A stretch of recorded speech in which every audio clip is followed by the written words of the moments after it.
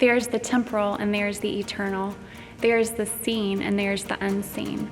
There's self and there's spirit. There's the world and there's us. We see them as competing forces, standing in opposition. We declare that one must be abandoned for the other. But what if we're wrong?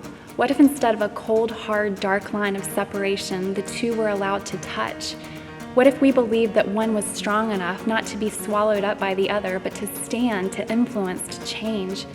There's an answer to all our what ifs, all our dreams, all our hopes for the world. The answer is you. You are the church. And the church, it's not a building, it's what we're building.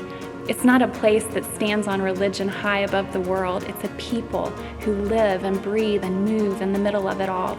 It's a movement.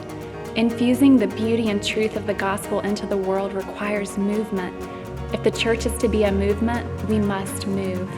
Like a child running her fingers through the paint on the page, mixing and making something new, something more, we must get messy and be brave and anticipate a world that will come to life, to light, to color, when those of us who carry the eternal within us move. This is not about building walls of comfort and safety. This is not about staying separate. This is not about being protected and perfect. This is about sending in the troops, infiltrating borders, scattering, spreading, growing. Being the church is an awful lot like being a warrior artist, courageously, fearlessly using our medium of choice, whatever resources we have on hand, to create something beautiful and true in this world. In this world, not in our heads, not in our cliques, not even in our churches, in the world. The world is our canvas. Paint the truth all over it. Frame it, display it, offer it. The truth doesn't need a defense, it needs a witness. The art we create with our lives is the evidence that supports that witness. We say, this is what I have seen and heard and know to be true, and this is what it looks like. Let me show you, let me serve you.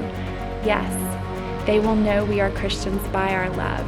And love looks like Technicolor and sounds like symphony and smells like gardens and feels like flying. It's messy and it costs us something. And we enthusiastically say yes, because enthusiasm is being filled with God. And when we are filled with God, we are the art. God, the great artist, crafted this world with his own hands. We will not abandon it. We will not ignore it. We will not fear it. We will not throw it away.